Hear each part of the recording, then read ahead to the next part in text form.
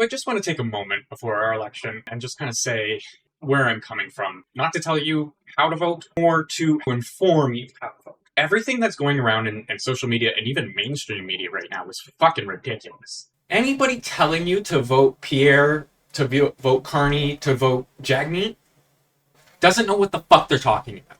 Do your own research. You do not vote for the PM. What you vote for is the representative in your area that's going to help you best. Bring it down to what your candidate wants to do for your area and vote that way. Make sure it's the one you want. You also want to take into considerations the party's plan. These are ideals of the party. Carney's like this, Pierre's like this, blah, blah, blah, blah, blah. The party came up with the plan. These people just lead. That's how that works. If you're not willing to look at somebody's plans because you don't like who they are, all we're doing is character assassination. That doesn't help us. You don't have the full picture. There are more relevant issues at hand. Do we really want any of them in? To deny good ideas and reasoning because they don't come from the people you like is a shitty way to do anything. We're in new territory. I don't like any of our options. We have to vote some party in, focusing on their goals, their ideals, their plans. Why can't we take the conservative plan and have liberals run with it? Why are we fighting? Let's bring in fixing up the Ring of Fire. Let's get our infrastructure in place. Let's cut our taxes to help our citizens. Let's free up building, help our economy now, while focusing on our economy for the future. If we focus on building in-house, fixing our economy, and building infrastructure, it will get better. We've been worrying about what the rest of the world's been doing for fucking too long, and not worrying about what's happening in-house. This is our problem. Focus on us. Fixing our dollar. Fixing our businesses. Fixing our economy. Fixing our taxes. Fixing things to make them work for us. Every single party has a decent plan. The Conservative Party will help us in the short term. Pierre's gonna take away rights. Yeah, he's a piece of shit. He's a womanizer. He's shit. But his plan, nobody's looking at it because people think he's shit. Does any of his plans talk about taking it away? No. Why are you worried he's going to take it away? I have a whole video on this right here. Everybody is scared, but we need to bring things down and actually look at ourselves as a country. If you are not able to go look at somebody else's argument, you are directly contributing to the problem. Have a conversation with your neighbor. Open a discussion in an open and honest way. Hey, I'm scared of this. I don't understand your side. Can you teach me? Why are you voting this way? Give me reasons. Give me information. Give me links. Not fuck you.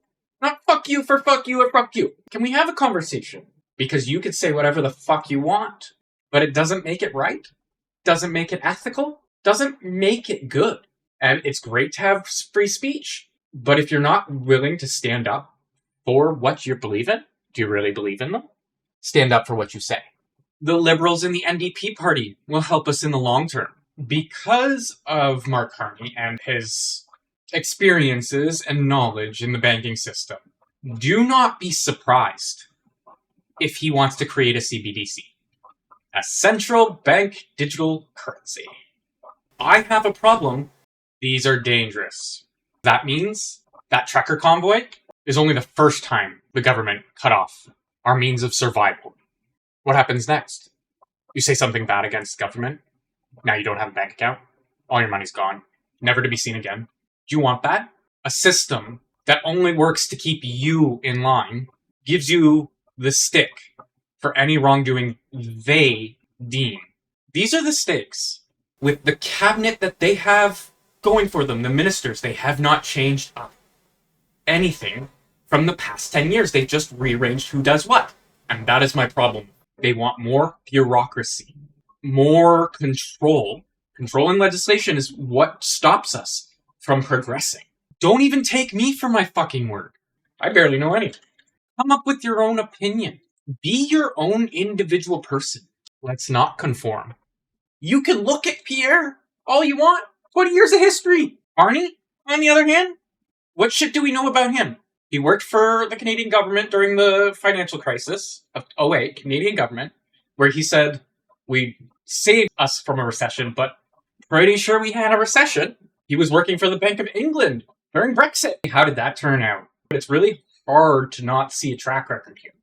And now you're coming back and saying, oh no, we're still taxing the shit out of you, but we're going to remove the consumer side. We need to get rid of the carbon tax. It's just divisive. There are better fucking ways for climate initiatives. How about bringing funding to the people? There's plenty of Canadians out there building these solutions. Why not look for them? It is not a tax that I or you see. Not at all. It's not a tax, per se. It's why our shit's so expensive. Because when we manufacture that item, not when it's manufactured outside our country, we put a carbon tax on it to transport the raw materials needed to the factory where you get the base ores and stuff. So it's taxed there. Good. Okay. Well, then when it goes from ore to the factory where it needs to now get produced, it's taxed there too. And there's a carbon tax. So from there, we're going production to now distribution. Well, look, more carbon tax. And then from distribution to our homes. Hey, here's your consumer tax. This is why your shit's so expensive. They've removed this. There's still this. And this will grow. I guarantee you that $25 billion right here. This is the carbon tax. This is how we tax our people. Like, if you bring shit in, you get less carbon tax. Less carbon tax. On top of that, we've paid, in the last 5 years, a giant percentage of the carbon tax. And if I'm not mistaken, China blew through that 5 years worth of tax, gone in 37 hours. Like, the very least, that tax needs to go. We need something to replace it, but let's not replace it with another fucking tax. Let's look for solutions. We're not going to solve problems with money. Money never solves problems. Money just creates the incentive to make the solutions. Money doesn't solve shit. Money pays for solutions. So can we stop saying that money is the solution? Especially our money, because our money is inflationary by default. And where you're losing your dollar, good luck. And as for Jagmeet, his plan is good, but it's delusional as fuck. But they have no way of funding it. How do you add more when you don't have more? You print money. It means our dollar is going to be inflationary. I don't think we want to fuck us that way. We can make a better Canada. Everybody keeps on pointing me to the 2023 policies and plans. But in 2023, did we really think that Donald Trump was going to get into the fucking office? Things have changed. Fuck Trump. What he's done is essentially smash every system that was set up. And we already knew that every system in the US didn't work properly. So by him smashing all of this, whatever comes next is going to be so much better. It hurts. Because he's a piece of shit. And what he's doing is the wrong fucking thing. But the possibility to rebuild these systems from the ground up, that's what you should focus on. Fuck what he's doing right now. That's a smokescreen. Start rebuilding that shit. Fix the system. Make a new one. A better one. A one that fits you. Now back to Canada. I'm going to show you the broken parts. Let's start with our territories. Did you know there's no roads to get up to the territories? Like, really? There's not a whole lot of infrastructure built to get up to Nunavut. You have to fly there? Yeah.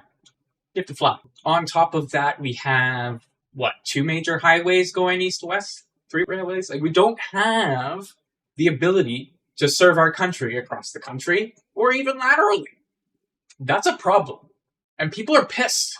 There's whole groups out there, the Western Separatists movement, which wants to leave Canada because they've been underserved for years. Go into the feet of BC and Alberta and Manitoba and Saskatchewan and Nunavut and Newfoundland and the Yukon and all over Canada. We have a big difference in cultures, especially in urban areas like Toronto and like Montreal and Ottawa and all of these places with towns. Everybody's worried that guns are going to get outlawed. It sounds great to not have guns, but a lot of Canada still relies on hunting as a means of survival. Our own people still need to hunt to survive. Not a great proportion, but even in a minority, you're going to take those guns away, and you're going to take away one of their means of survival. This is a big issue to a lot of people. These are real people. Here's what you should think of when you go to the polls. The Conservatives have had a muddy past of transgressions against people, against rights, against everything a lot of Canadians identify with. The NDP are naive as fuck.